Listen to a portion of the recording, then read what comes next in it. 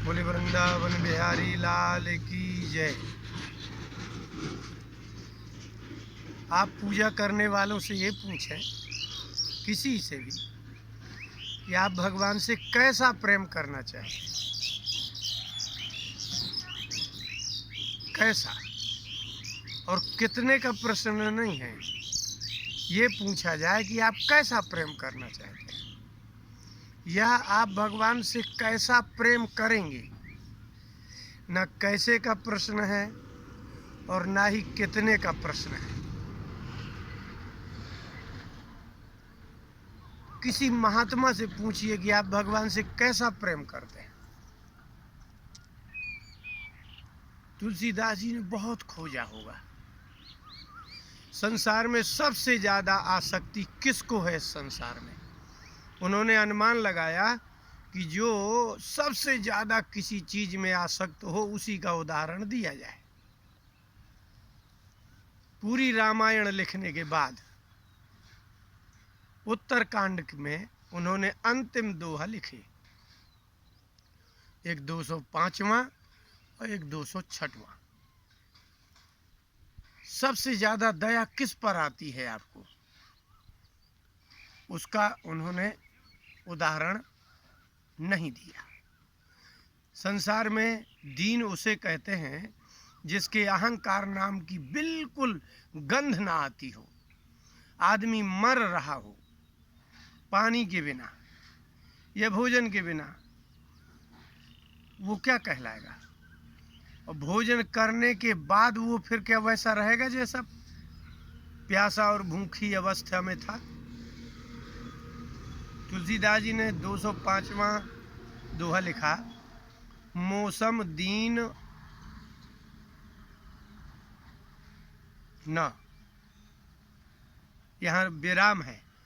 हे भगवान, आप पूरी दुनिया में खोज लीजिए, आपको गरीब मिलेंगे, किसी के पत्नी नहीं है, किसी के पुत्र नहीं है, किसी के माता पिता नहीं है, तो वो सब लोग कहते हैं दीनहीन है। धन भी नहीं हो, परिवार भी ना हो, आप देख लीजिए। लेकिन मैंने अपनी बुद्धि से विचार करके देख लिया कि मौसम दीन ना, मेरे बराबर दीन इस दुनिया में कोई है नहीं। और पूरी दुनिया में मैंने दीनों पर दया करने वालों को देख लिया। कुछ दिन दया करते हैं, फिर पता चला कि वो दया करने वाले ही क्रूर हो जाते हैं। अथवा संसार में जो भी दया करता है वो बड़ा घमंड बताता है कि हम तो बहुत दयालु हैं और हमने इतने लोगों पर दया की, इतने लोगों पर दया की।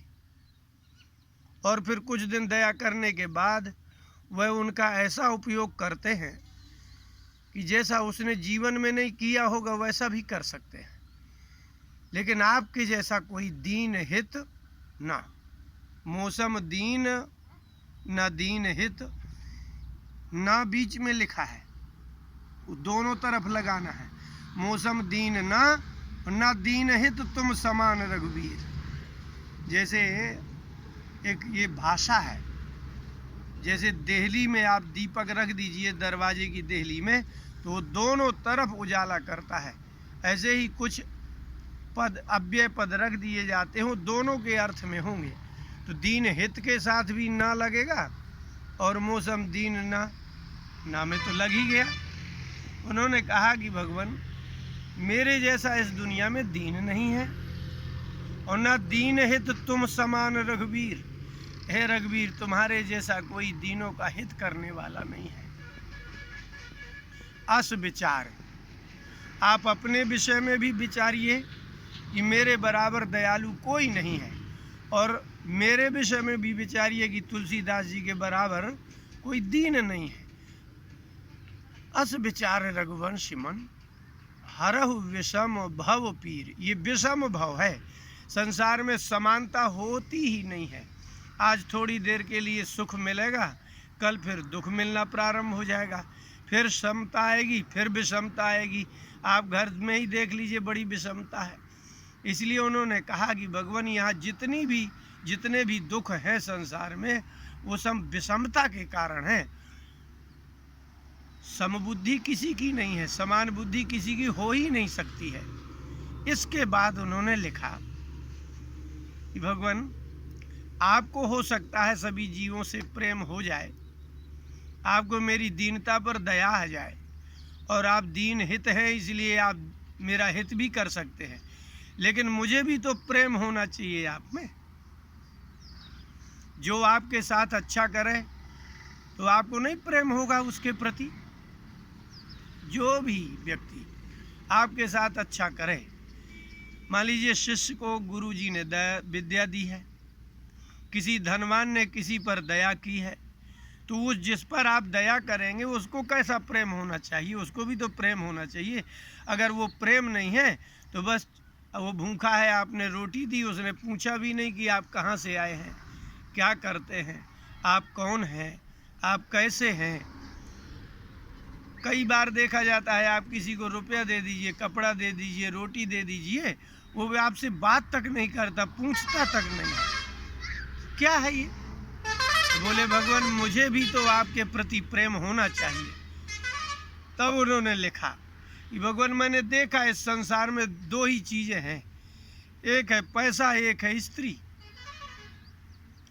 आश्चर्य वाली बात लिखी उन्होंने कि स्त्रियों को किसी पुरुष में इतनी आसक्ति कभी होती ही नहीं, लेकिन पुरुषों को आसक्ति स्त्री में होती ही है, स्त्रियों को नहीं होती। ये तो पुरुषों को भ्रम रहता है कि वो स्त्री हमसे बहुत प्रेम करती है, करती ही नहीं, हो ही नहीं सकता, होता ही नहीं है। इसलिए उन्होंने लिखा काम ही नारी प्यारी जिम और लोभी प्रिय जिम दाम, तिमि रघुनाथ निरंतर प्रिय लागहु मुहि राम। ये अंतिम दोहा है रामायण का उनका। अब मैं दीन हूँ, आप दीनहित हैं, आप दीनता पर मेरे कृपा कर दीजिए, लेकिन मुझे आपके प्रति स्नेह हो। संसार में स्त्री और धन में जितना पुरुष को आसक्ति होती है, स्त्री को इतनी आसक्ति ना पुरुष में होती है और ना ही धन में होती है। आसक्ति नहीं होती, आश्रय के प्रति, अपने पति के प्रति, आधार के प्रति उसको प्रेम नहीं होता, सुरक्षा की दृष्टि होती है। स्त्री प्रेम नहीं करती किसी पुरुष को इतना जितना पुरुष स्त्री को प्रेम करता है। उसका कारण है कामी नारी प्यारिजिम, पुरुष सदा ही स्त्री को भोग्य मानता है, इसलिए वो स्त्री के बिना रह नहीं सकता। किसी का विवाह ना हो तो अविवाहित पुरुष को संसार में किसी के प्रति नहीं, वो सोते जागते उठते बैठते चलते फिरते उसकी बुद्धि में सदा ही यही रहता है मेरा विवाह हो जाए। लोगों से कहता है मेरा विवाह करा दो, स्त्री के बिना मैं अधूरा हूँ। क्या बात है। और लोभी जिमि प्रिय धाम, आपने कभी लोभी देखे हैं? नहीं देखे होंगे। हम गए थे राठ, एक हमारा शिष्य अपने रिश्तेदार के यहाँ ले गया, 150 बीघा जमीन थी, विशाल मकान बना हुआ था, लेकिन जब उनको बताया कि गुरुजी आए हैं तो उन्होंने आगे सिर रख के प्रणाम किया और बोले गुरुजी आप क्या खाएंगे? मैं कहा कुछ नहीं। आप क्या पिएंगे? मैंने कहा कुछ नहीं, हम कुछ ऐसा खाते पीते बाजार का नहीं है। लेकिन उनका लड़का गया और समोसा और कुछ कोल्ड ड्रिंक ले आया, तो मेरे सामने बिगड़ गए वो कि जब वो मना करते जा रहे हैं तो तुम लाए क्यों?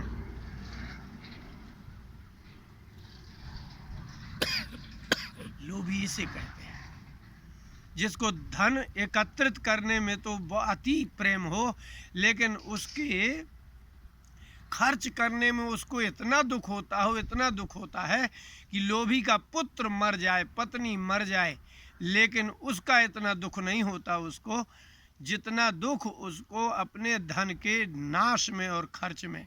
इसलिए भगवान कृष्ण ने गोपियों से कहा कि मैं बीच में अंतर्धान इसलिए हो गया था जैसे नष्ट लब्ध धना है, वह जैसे किसी का धन हो और नष्ट हो जाए, उसको जितनी चिंतन होता है, रात दिन उसी के विषय में सोचता है, फिर वो मिल जाता है तो उसको जो आनंद आता है वह आनंद देने के लिए बीच में अंतर्हित हो गया था, ताकि मैं अंतर्धान हो जाऊं और फिर आपको वही आनंद प्राप्त हो जाए।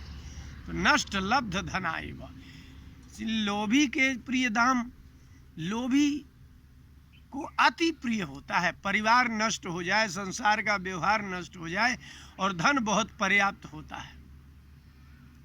अब आप विचार कर लीजिए, संसार में दो चीजें ही दिख रही होंगी, स्त्री के लिए पुरुष और धन, और पुरुष के लिए स्त्री और धन। तीसरा यहाँ कुछ आपको दिख ही कहाँ रहा है। इस संसार में एक स्त्री जाती है, एक पुरुष जाती है और भोजन। लेकिन तुलसीदास जी ने विवेक करके कहा, तिमि रघुनाथ निरंतर, निरंतर, क्योंकि कामी को सदा स्त्री का ही ध्यान रहता है और लोभी को सदा धन का निरंतर ध्यान रहता है। ऐसा प्रिय लागहु मुहि राम। जैसे वो लोग, अब जैसे मान लीजिए किसी पुरुष का किसी अन्य स्त्री से संबंध हो जाए, उसकी पत्नी अति दुखी रहती है, उसकी पत्नी, कितनी पत्नियां तो मर गईं इसी के लिए, आग लगा करके मर गईं, कोई मायके चली गईं, लेकिन उस पुरुष ने उस स्त्री का संग नहीं छोड़ा, उसने अपनी विवाहिता स्त्री को छोड़ दिया। भागवत के 6वें स्कंद में अजामिल का उपाख्यान है कि जब वो चारों वेदों का बेचारा ज्ञाता था, उसकी पत्नी पतिव्रता थी, लेकिन वो गया जब हवन के लिए लकड़ी लेने, तो उसने देखा कि कोई एक स्त्री पुरुष मदिरा पान करके किसी वेश्या के साथ इतनी उन्माद से लेटे हुए थे। उसको देख करके घर आया, उसने अपनी पतिव्रता स्त्री का त्याग कर दिया, लेकिन उस स्त्री को लेकर के घर आ गया। इसको कहते हैं काम ही नार पियारिज्म। इतना बड़ा पंडित भी, वेदों का ज्ञाता भी, हवन करने वाला भी, विषय इतने तीक्ष्ण होते हैं, इतने प्रबल होते हैं। इसीलिए शास्त्रों में कहा गया है कि अपनी इंद्रियों की प्रबलता को देखते हुए कभी ऐसा दर्शन मत करना जिससे तुम्हारे कामुक भावना हो जाए। कभी लोभी, हमारे यहाँ तो लिखा है कि पत्नी का नाम नहीं लेना चाहिए। आत्मनामो गुरुर्नामो नामातिकृपणस्य च श्रेयस कामो न गृहणीयात् ज्येष्ठा पत्य कलत्रयोः। अगर आप अपना भला चाहते हैं संसार में, तो आप आत्मनाम बार बार अपने नाम को मत लीजिए। जानते नहीं हो, मेरा नाम बदल देना अगर ऐसा न कर दूं तो। और गुरुर नाम, गुरु का नाम नहीं लेना चाहिए। जब कोई पूछे कभी कोई श्रद्धालु तो बताना चाहिए। और लिखा है नामातिकृपणस्य च, अति कृपण, अति लोभी आदमी का नाम भी नहीं लेना चाहिए। उसके संग से तो क्या दशा होगी आपकी। श्रेयस कामः, यदि आप अपना भला चाहते हैं तो ज्येष्ठा पत्य, बड़े पुत्र का, और कलत्र का नाम नहीं लेना चाहिए।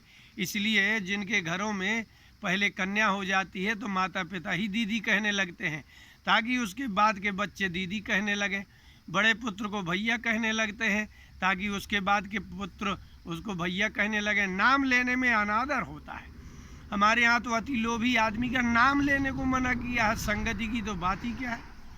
तो तुलसीदास जी ने कहा कि भगवान, निरंतर संसार में कोई किसी का चिंतन करता है तो दो ही आदमी हैं। एक ऐसा पुरुष जो किसी अन्य स्त्री से प्रेम कर रहा है, उसकी बुद्धि में सदा वो स्त्री चलती ही रहती है। उसका कारण क्या है? क्योंकि वो स्त्री उसको दुर्लभ है।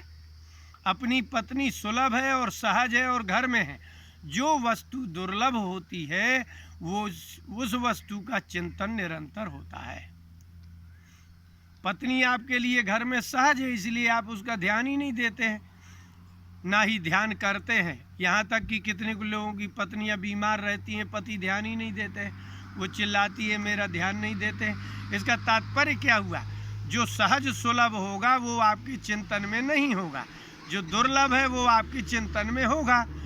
तुलसीदास जी ये कहना चाहते हैं कि भगवान इस संसार में आप सब जगह व्याप्त हैं, जड़ में भी है, चेतन में भी है, सर्वत्र हैं।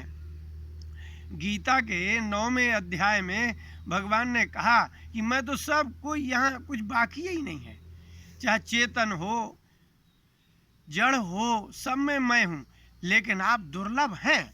इसलिए भगवान ने कहा कि कामी पुरुष को वो स्त्री इसलिए दुर्लभ होती है क्योंकि वह उसकी नहीं है।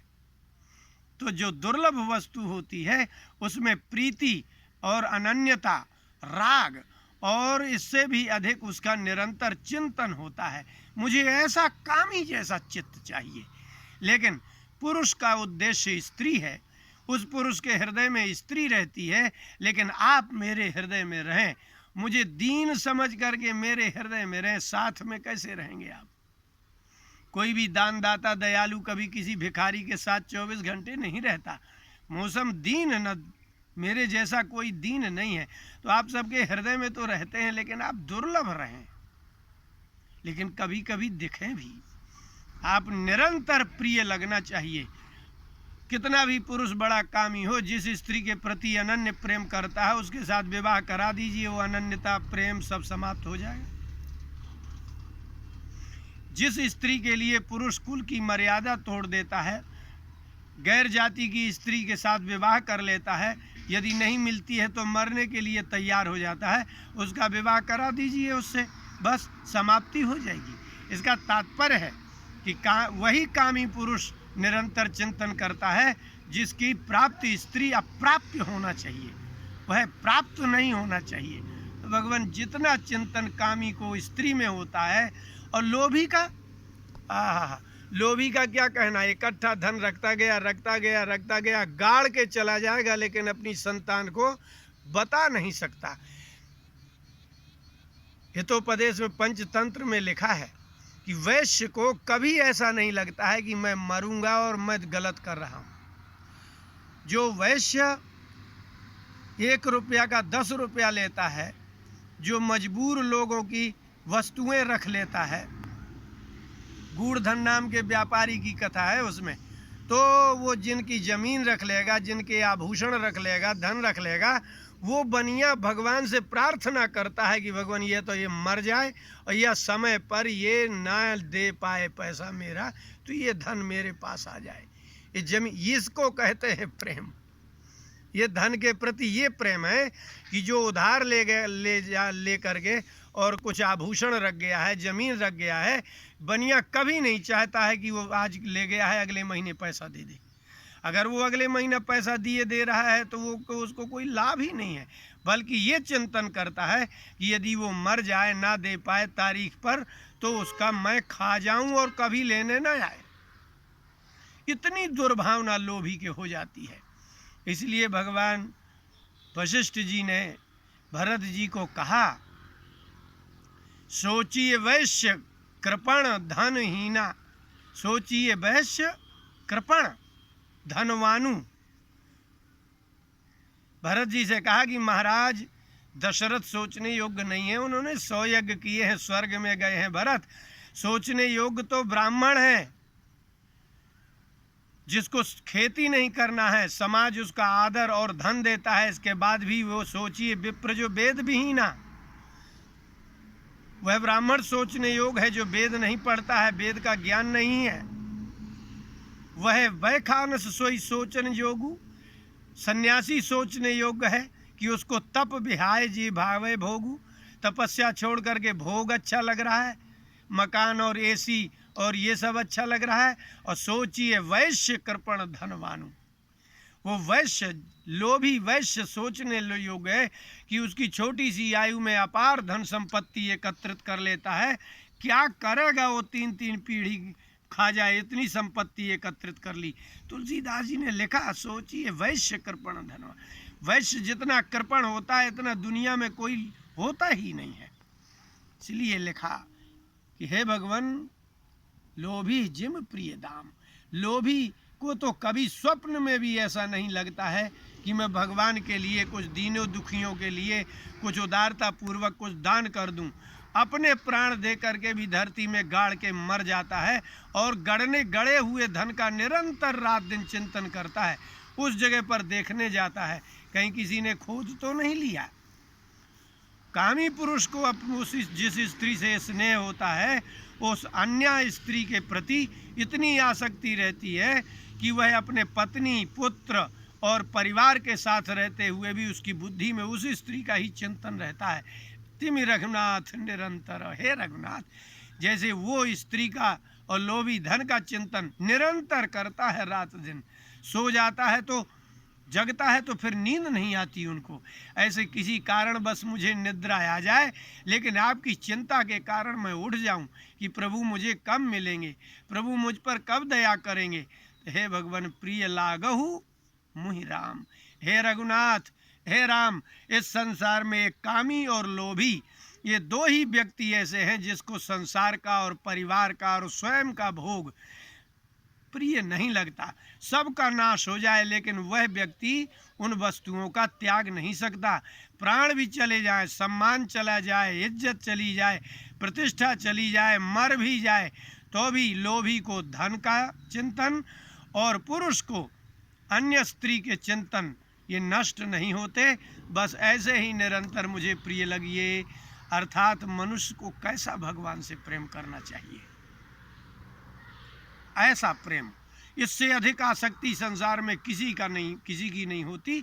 इसलिए आसक्ति का सबसे अच्छा उदाहरण और भगवान के लिए यदि तुलसीदास जी ने कहा होगा तो कुछ क्या सोचा होगा, पूरा संसार उदाहरणों में खोज डाला होगा। इसलिए आप लोगों को धीरे धीरे जब इस तरफ प्रेम बढ़ाएंगे तो इस तरफ का प्रेम होगा। ये दुर्गुण है, कोई कामी किसी दूसरे की स्त्री के प्रति प्रेम करे, कोई लोभी कोई धन के प्रति इतना आसक्त हो जाए कि उसके पुत्र पत्नी भी छोड़ के चले जाए, स्वयं मर जाए, इतना ये दुर्गुण है, गुण नहीं है। लेकिन यदि ये भगवान के प्रति हो जाए दुर्गुण तो ये दुर्गुण भी गुण बन जाएगा। जैसे शंकर जी में रहने वाले दुर्गुण गुण बन गए ना, तो पुरुष में रहने वाली कामुकता ये दुर्गुण है, और लोभी के हृदय में रहने वाला लोभ ये दुर्गुण है। लेकिन ये दुर्गुण भी गुण हो जाएं यदि इतनी निरंतरता, प्रियता और प्रेमास्पद यदि भगवान हो जाएं, तो इससे अच्छे ये दुर्गुण भी, आपकी आसक्ति दुर्गुण है लेकिन भगवान में हो जाए तो वही सद्गुण है। बोली वृंदावन बिहारी लाल की जय।